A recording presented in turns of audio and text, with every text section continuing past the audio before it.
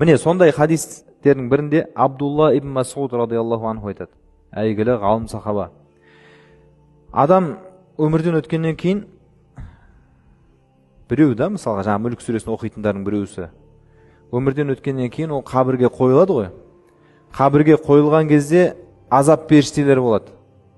Азап періштелері.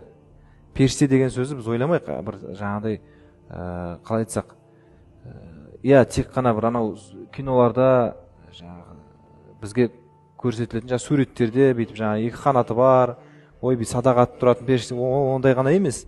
Ол періштенің түр-түрі қызметі бар.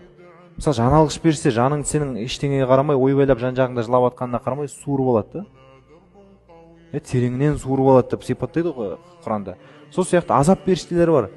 Қабірде келіп, Алланың әмірімен бұйырылған адамға ол азап береді. Және ол ешкімді көрмейді, естімейді, танымайды. Сенің жылағаның, бақырғаның, ойбайлағаның оған ешқандай әсер етпейді. Сондай да періштелер бар. Забания дейтін тозақ періштелері, тозақ қақпашылары, қарауылдары деп келеді ғой. Сондай азап періштелер қабірге қойылғаннан кейін адамның аяқ жағынан келеді дейді. Аяқ жағынан келеді. Сол уақытта оның екі аяғы адамның сендерге мен жақтан жол жоқ деп айтады дейді азап періштелеріне. Сендерге мен жақтан жол жоқ, өйткені бұл адам, қабірде жатқан адам тірі күнінде екі аяғында тұрып намазда Мүлк сүресін оқитын еді деп айтады дейді. Аяқ жақтан ол мәне деді ма бөгет, бетін қайтарушы деді ма, аяқ жағынан бөгет болады азаптан. Сөйтіп азаптың бетін қайтарады. Сосын кеуде тұсынан келеді дейді. Абдулла ибн Масудтың сөзі бұның барлығы. Хадис үкімінде, пайғамбар саллаллаху алейхи вассалам айтқан үкімде. Кеуде тұсынан келеді. Сол уақытта кеудесі айтады дейді.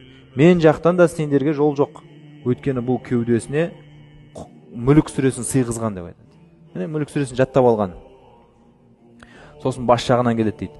Сонда басы да оның айтады дейді, сендерге мен жақтан жол жоқ, өйткені бұл Мүлк сүресін оқыған.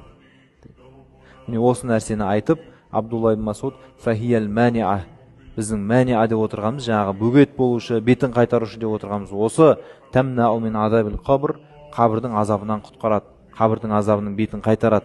Сол екі ортада бөгет болады деп айтқан екен.